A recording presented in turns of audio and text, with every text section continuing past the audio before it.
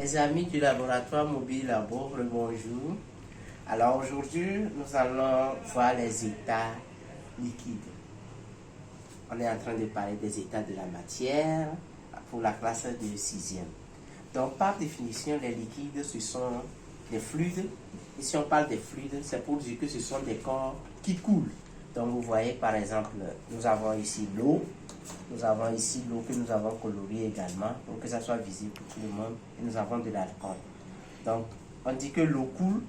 Ça veut dire que si nous considérons ceci comme le nid de notre rivière, lorsqu'on va verser l'eau, il est en train de pleuvoir, le liquide va commencer par couler comme dans les caniveaux, ce qu'on observe là.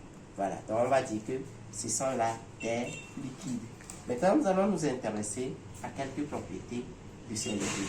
Pour cela, on va se servir de ces différents récipients. Donc, on a un petit bécher.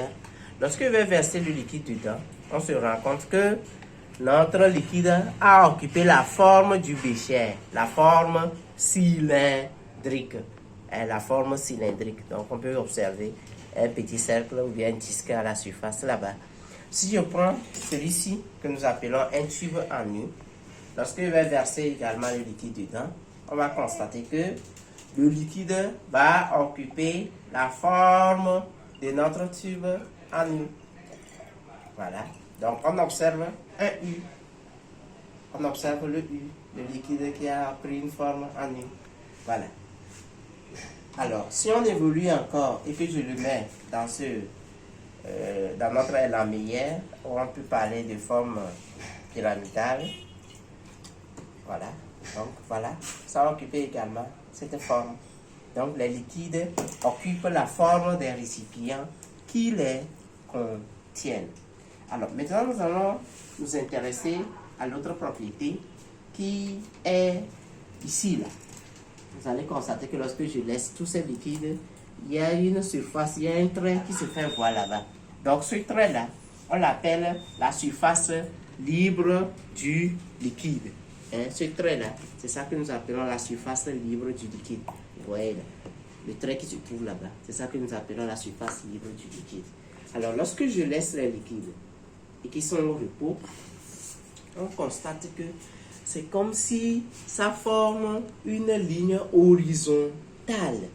Ça forme une ligne horizontale. Et pour vérifier, nous allons utiliser ceci qu'on appelle le fil à plomb. Les maçons le connaissent bien. Donc, si vous déposez sur une surface horizontale, vous allez constater que ça va former un angle droit qu'on peut vérifier facilement à l'aide d'une équerre. Donc, lorsque je vais le déposer à la surface libre, voilà, on constate que effectivement, ça forme un angle droit que nous pouvons vérifier facilement à l'aide d'une équerre.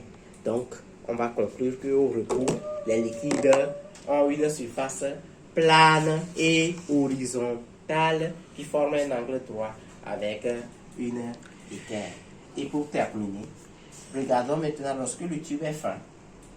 Regardons maintenant lorsque le tube est fin. Donc, si nous prenons le cas de notre tube en nu ici, on constate qu'il y a deux surfaces. Donc, il y a une partie au fond qui se trouve quelque part sur ce trait, l'autre partie qui se trouve ici.